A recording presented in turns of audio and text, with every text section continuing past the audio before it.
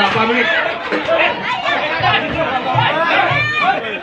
Kabar viral kali ini datang dari sebuah unggahan video di media sosial yang memperlihatkan keributan di sebuah acara hajatan.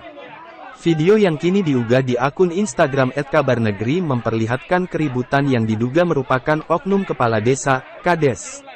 Diketahui, dari keterangan video yang diunggah, bahwa keributan Kades dengan warga di sebuah hajatan tersebut terjadi di acara hiburan jaipongan pesta hajatan, di Kampung Pamahan RT 02, RW 05, Desa Jatireja, Kecamatan Cikarang Timur, Kabupaten Bekasi, Minggu, tanggal 9 Juli tahun 2023, malam. Terlihat dari video tersebut, ada seorang pria berbaju hitam yang terkena beberapa kali pukulan di insiden keributan tersebut.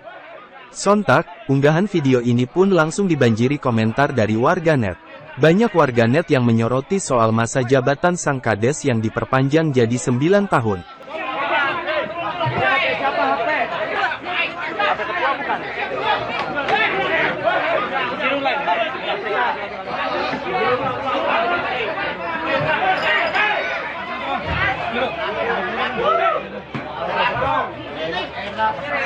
Terima kasih sudah nonton. Jangan lupa like, subscribe, dan share ya.